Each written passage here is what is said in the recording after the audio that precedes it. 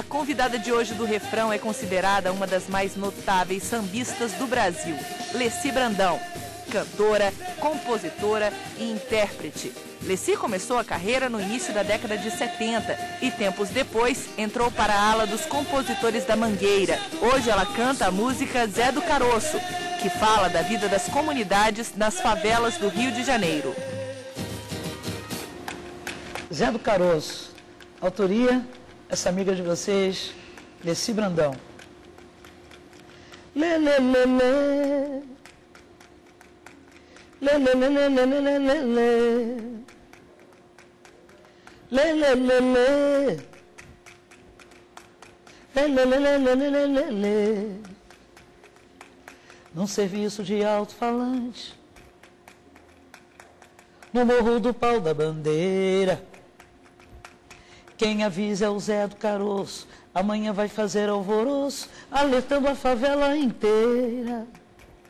Ah, como eu queria que fosse em Mangueira, que existisse outro Zé do Caroço, pra dizer de uma vez pra esse moço, carnaval não é esse colosso, minha escola é raiz, é madeira, mas é o Morro do Pau da Bandeira, de uma Vila Isabel verdadeira, que o Zé do Caroço trabalha, que o Zé do Caroço batalha e que malha o preço da feira.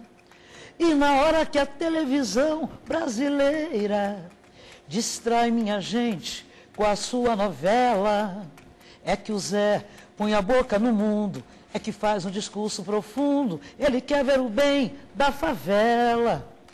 Está nascendo um novo líder popular, sindical, no Morro do Pau da Bandeira. Está nascendo um novo líder no Morro do Pau da Bandeira. No Morro do Pau da Bandeira.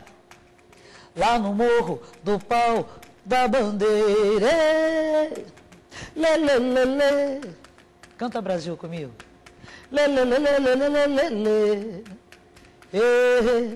Lê, lê, lê, lê. Lê, lê, lê, lê, lê, lê, lê, lê. Zé do Caroço, existiu o Zé do Caroço? Existiu, ele já faleceu, né? E essa história é uma história que eu conheci em 1978. Foi um amigo meu, jornalista inclusive, que morava, o Cláudio, né? Ele morava na rua Petrocochino, que fica aos pés do Morro do Pau da Bandeira. E ele me contou uma história que tinha um senhor, que era o Zé do Caroço, que tinha um serviço de alto-falante no morro, que prestava serviços à comunidade, mas que tinha uma pessoa que morava num dos prédios da rua Petrocochino, que se incomodava com o som, que naquela época a novela começava exatamente às 8 horas. E a esposa de um militar, né, de alta patente, queria que mandasse calar o serviço de alto-falante, porque ela queria assistir a novela. E essa história me comoveu. Aí um dia, eu venho dirigindo do Leme, né, na zona sul do Rio de Janeiro, para a Tijuca, e dirigindo o carro, eu compus o Zé do Caroço. E quando foi em 1981, essa música foi colocada na seleção minha de repertório para mostrar uma gravadora multinacional, né, que eu pertencia.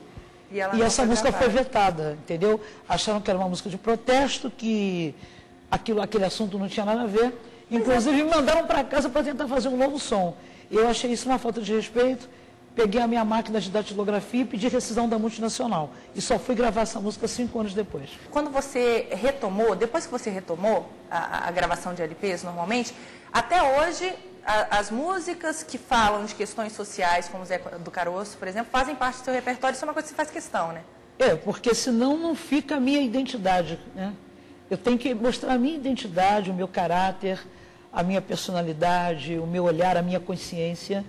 Eu assumi um compromisso comigo mesma que eu iria fazer da minha carreira uma arma em defesa das comunidades brasileiras. Zé do Caroço foi um cara que viveu em uma comunidade.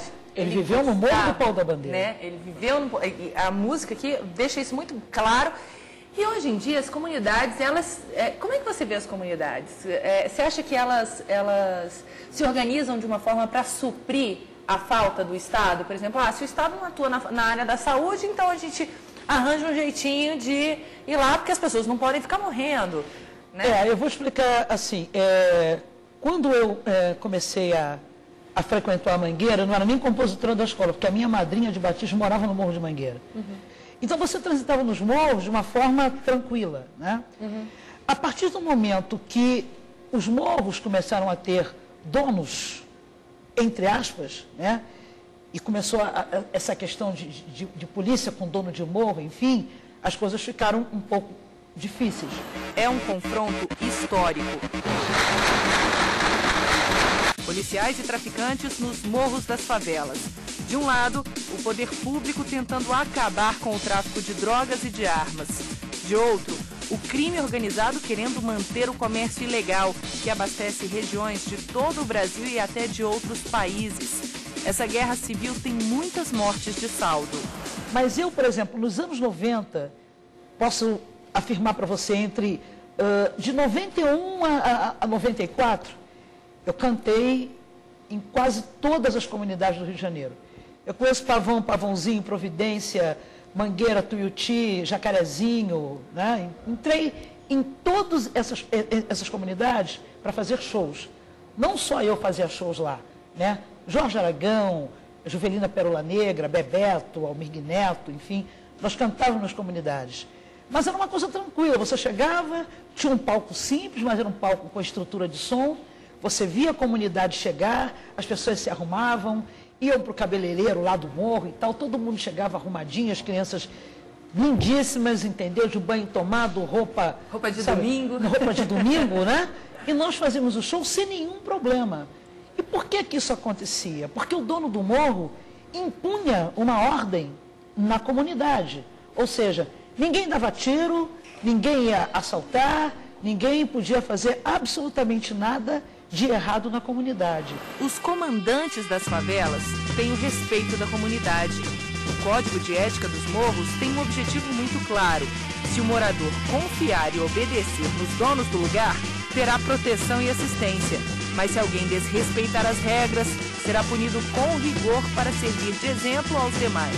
Mas o principal motivo que fazia com que a comunidade respeitasse esses donos é porque eles promoviam toda a necessidade que aquela comunidade tinha. Ou seja, Dia das Mães, sorteio de brindes, Dia da Criança, sorteios de brinquedos. Eles construíram piscinas nas comunidades. Diversão. Dono de morro tinha lista de farmácia, tinha lista de funeral e ainda chamava a atenção de marido que batia em mulher, de gente que fazia coisa errada. Essa proximidade que há entre os referidos donos do morro, como usa Alessi, e a própria comunidade, dá-se como uma resposta na dicotomia entre duas culturas. O capitalismo, no estágio em que se encontra, a partir do preceito da competitividade, gera uma cultura da solidão, porque é a busca de ser o melhor, né, para se posicionar diante desse mundo.